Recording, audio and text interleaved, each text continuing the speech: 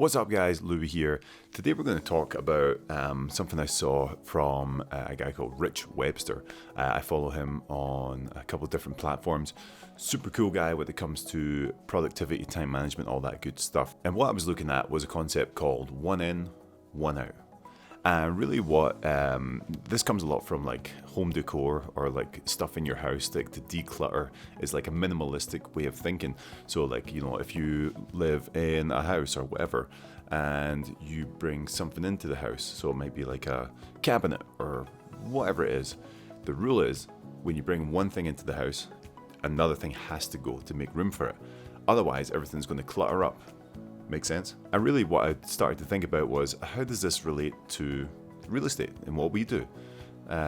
Because most realtors that I talk to, especially in my group and the agents that I coach, you just take on way more stuff all the time. You're constantly taking on more and more and more. And a big thing that we did with our Q1 goal setting workshop that we did was talk about anti-goals and how setting goals, saying, instead of I'm going to do this or I'm going to achieve this or whatever it is, the goal would be I'm not going to do this. I'm going to avoid this. I'm going to say no to this.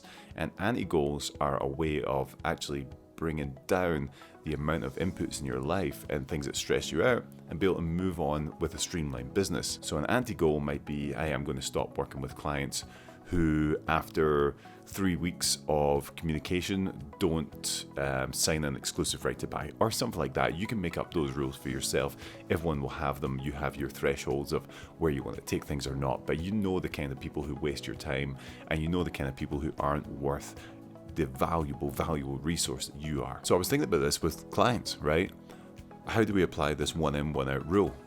Can we find a client who's really looking to get moving, get going, who you're like, oh, they're on fire, they're ready to roll, they have a pre-approval, they have everything ready to go, and just take them out and then find one of the clients who's just sucking your time and just get rid of them and fire them. I think I'm going to start doing that going forward. And I've fired clients in the past, and it's actually a really empowering thing to do, because what you're saying is, you know, you're taking time away from me, which is the most important resource, and I'm just not going to put up with it anymore. And when you do that, your self-esteem rises because you've stood for something. So instead of being that guy who's like, I'll take any kind of business everywhere, I don't care. Now you have principles. Now you're saying, hey, if you don't fall into this category here of people that I want to work with, then you're gone. I have a no asshole rule. That's been one of my rules for a while. If I take on a client or go and meet a lead or whatever, or I'm referred to someone, and in that first meeting or second meeting or third meeting, I'm like, ooh, this person's an asshole, then I just fire them. I'm not interested. Life is too precious. Life is too short. I don't have time to spend with assholes. I would rather do the work and find people who are super cool and deserve my time, who I can work with. So that one in, one out rule really can apply to this, right? If you meet someone, you're like, oh my gosh, this client is awesome. I connect with them. They came from this sphere. They came from this, past client, and I know them and I know all their friendship circle and stuff who are really cool, and I want to help them. Okay, take them in, but have a look. Is there someone else there who's sucking your time? Get rid of them. Pass them on to another agent, whatever it is you want to do.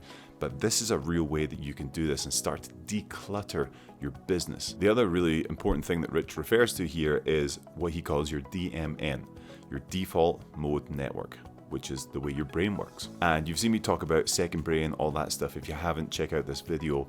But really what the DMN does, it lets your brain be creative with old memories, with thoughts, with things that pop in. That's why, you get your most creative ideas in the shower or when you're driving, because you're not constantly blocked in having to think about what's going on. So when you start to free up time, when you start to free up your schedule, those ideas will come up. So now it's like, oh, you know what I should do? This client was talking about asking me like this situation about home ownership. I'm going to make a mini course for that. And then I'll be able to put that out as a lead magnet to push it out there. Things like that just don't pop up if your schedule's like rigid, and it's full of people just sucking your time. And this is why the one in, one out rule is so important. And it might not be client for client. It might be like a mode of marketing. So, everyone tries to do so many things. I've got Facebook, I've got TikTok, Instagram, YouTube, LinkedIn, Google, like there's all these things.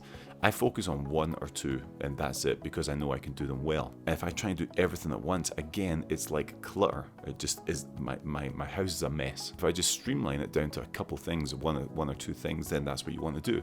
So maybe you have all your platforms here. Why don't you start bringing them down? Or if you want to try a new platform, like maybe it's TikTok for you. Okay, well, what are you using that doesn't really serve you? LinkedIn, maybe, probably, or whatever platform works for you. I'm doing that this year with Instagram. Instagram's great, but it doesn't serve me if I'm really going to audit myself properly. YouTube does. YouTube is great for my business, so I'm going to add on Google My Business onto that to talk to each other and use this Google kind of algorithm to grow my business. So I don't just want to add it on and keep doing more stuff on different social media platforms. So I'm going to scale back on Instagram and just focus on these domains here. So instead of me trying to do everything, now I can just be focused. Now I can let my brain be more creative in what I'm trying to accomplish. And research has shown that people who actually use this method of one in, one out are less busy, less stressed, have more creative outlets, and actually enjoy life a little bit more than the usual person. So it's definitely something to consider. Really think about that today. Where are the areas in your life where you could take one in and one out? Is it going to be new clients? Is it maybe a social media platform? Whatever that looks like for you, have a look at your calendar. Who's sucking your time, or what platforms are sucking your time, or what things that you hate doing?